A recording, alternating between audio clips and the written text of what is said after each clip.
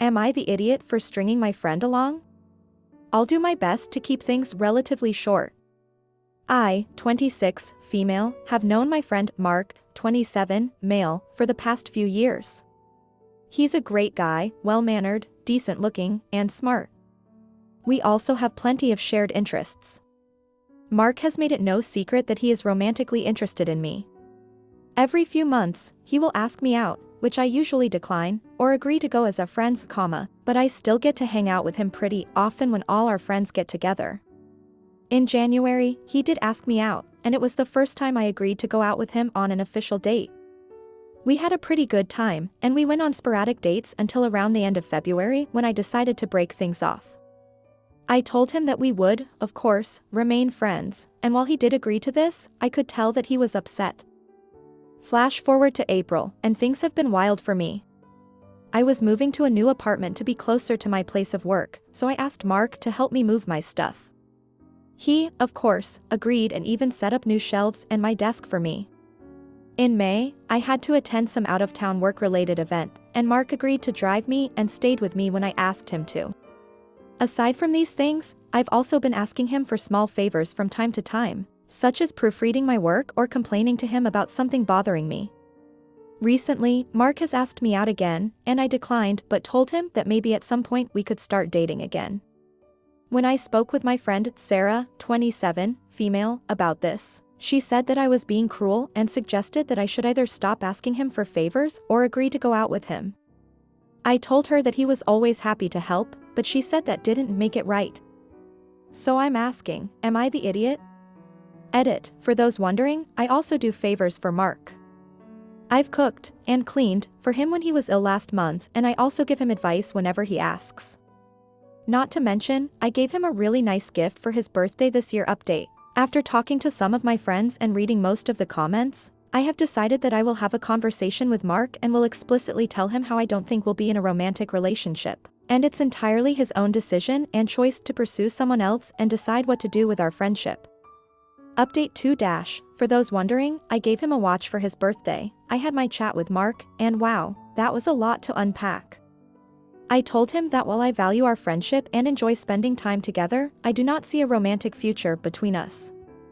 I suggested that if he's looking for a romantic relationship, he should probably look elsewhere. I also added that if he was disappointed, I would not blame him for ending our friendship. He expressed that he did not want our friendship to end and would still be happy to help me out if I needed anything. He also mentioned that he is relatively content with the current status quo, as it still gives him an opportunity. He then reiterated his feelings about us and went into all the sentimental stuff that he knows annoys me. He asked me out again tonight, but clarified it would be just as friends, and I reluctantly agreed. I will admit, he's tenacious.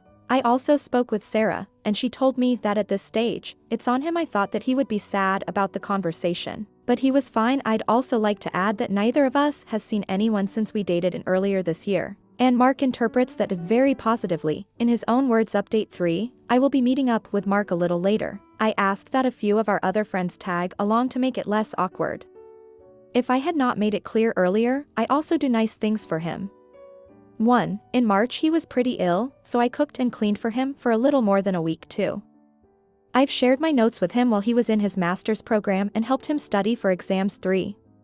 He also does complain about general life things to me, and I always have made time to listen to him. TBH. The whole situation now just confuses me. Edit 2. For those wondering, 2 other women, off the top of my head at least, have shown interest in Mark over the past year, but he did not pursue either of them. Now, here are the comments. You're the idiot. You're using him in multiple ways, then pulling the old, we can't be together right now BS, making him think you're going to be interested in being with him. Do the guy a favor and cut him loose. Tell him it's never gonna happen so he can move on and actually find someone who genuinely wants to be with him. Then quit asking him to do all the random crap he does, because he obviously has feelings. Comment 2. When you're friends, how reciprocal is the relationship? Like, does he ask you for small favors, tell you about his dates, ask for homework help? I've definitely got friends of different genders, but I never had it blurry, so I'm leaning to you're the idiot hard. It really sounds like you're using him. Now, for the next story. Am I the idiot for not buying a car just so I can pick up my sister's kids?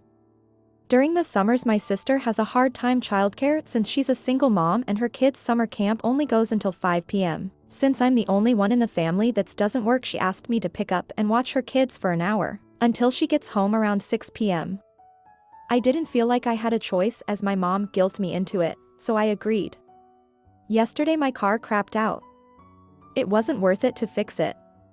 I was looking online for other cars yesterday night, but I realized that I really only used mine to pick up my sister's kids. I usually prefer biking wherever I want to go and have my groceries delivered. Given that I just don't want to spend a bunch of money or take out a loan on a car that I'll barely use. Since there is no public transport here and it's too far to reach the camp on my bike, I texted my sister that I'm not going to be able to pick up her kids anymore. My sister got mad because she doesn't know anyone else that can pick up her kids, and when I was unable to pick the kids up yesterday, because of my car, she got charged a lot in late pickup fees. She says she can't afford those fees every day, and since I had agreed to pick up the kids, I have to get another car. I get it's a last-minute problem for her, but I don't think it's reasonable to expect me to just go out and buy a car. Edit. Just to answer some repeated things in the comments. My sister doesn't have her own car she can lend me. She shares a car with our mom. I don't live with either of them and I support myself. Now, here are the comments. Not the idiot, you can't, you don't have a car. Comment 2. I just say I don't work so I can't afford to buy another car unless I get a job. But if I get a job, I won't be free to pick up your kids. So I guess you'll just have to figure it out. Now, for the next story. I want to tell my roommate's GF she can't come over more than once a week. Am I the idiot? Roommate's GF thinks she lives here. My husband and I own our home, female 27, 29M. In an effort to get ahead on some bills, we decided we would rent out our 2 extra rooms to some of my husband's single male friends. About male 6, after roommate 2, male 27, moved in, he started dating a girl, female 24. And they got serious fast. She's a nice enough person and I can honestly look past her not knowing what an inside voice is and the fact that she says, baby, every other word. What I'm really struggling with is that she thinks she lives here. She stays like 4 nights a week, she will just walk in without knocking or saying hello, even when her BF, room 2, isn't even home yet. She doesn't have a key, so if the door is locked she will text me to open the door for her when she's on her way. No, hey, is it cool if I come over? Just unlock the door for me, I'm here. She will just walk in and go take a bath, keeping the bathroom that roommates 1 and 2 share and taking all the hot water that the people who actually pay to live there would like to use. I even asked her if she could please park her car in the street so she didn't keep blocking us in when we need to go to work. She continues to park in the driveway. She doesn't shut up. She has all of her poop all over his room and the shared bathroom. I'm sick of it. She still lives with mom and dad, so I guess he can't stay over there. Am I the idiot? Should I have expected this when 2 single dudes moved in a year ago? I've considered telling roommate 2 that if she is going to be here more than 1 night a week she needs to pay rent. But I'm pretty sure that if I did they would just pay another $200 and then she would just be here every night. Which I can't freaking deal with. If I'm not the idiot, what do I do? How do I have that conversation? Now, here are the comments. You don't have to let her in when he's not home. That's your choice. Just say no. Comment 2. Most landlords and property managers have a rule that 3 nights or more for a guest each week is classified as a tenant, and that they are required to contribute to rent. You need to have a proper talk with this guy. Tell him the same, and also that the tenancy will not extend to another person for that room, as you and your husband only want a maximum of 4 people living at your house. Now, for the next story. Am I the idiot for not picking my nephew up from daycare when he is sick? My sister called me to pick up her son from daycare and watch him because he was sick and had a fever, and she couldn't afford to take time off work or the fees for him staying at daycare while sick. She called me because I am on summer break and wasn't doing anything today. Which is true, I'm not doing anything today, but I'm going on a trip with my friends in a couple days. I get sick really easily and don't want to be sick and have to cancel my trip. My sister just said I would probably get sick when she brings him home anyway. I said I would go stay at my dad's house then, and she said I was being a selfish witch. So I hung up on her and have ignored her other calls. Am I the idiot here? Or is she? Update: my sister ended up leaving her son at daycare. She found out it's going to cost her her whole day's pay in daycare fees, so she's really mad at me. So I'm going to stay at my dad's place until I go on my trip. My mom actually says it's a good idea and we should just have a little space from each other and she'll get over it. Which is surprising because I thought for sure she'd take my sister's side. Now, here are the comments. Not the idiot. It actually grinds my gears reading about all the parents who seem to think other family members should look after their kids. Because you're not busy, just because someone isn't busy it doesn't mean they want to look after your kid. Comment 2. OP, how old are you and how old is your sister? Now, for the next story. Am I the idiot for telling my sister I want travel and take off work for a redo wedding? My sister got married about 2 years ago now. Due to the Omicron surge that was going on at the time, their wedding got massively downgraded from 200 people expected to around 20. Mainly wedding party and immediate family. It wasn't the most lively event, but I had fun. Recently she told us all in a family group chat that she's decided they want to do a redo wedding and invite everyone who was supposed to go and have the wedding she dreamed. I'm not going to lie, it does feel wasteful to me, but what she wants to do is her business. That said, I live either an 8-hour drive or a flight away. With 2 3-year-olds, that's a mess driving or a very expensive flight plus hotel. I told her I appreciate her invite but will be respectfully declining. My wife and I need a lot of notice to both take off work and we don't want to use our PTO and spend all that money just to go to my hometown for a wedding we've already been to. If we're going to spend all that, we want it on a vacation somewhere nice.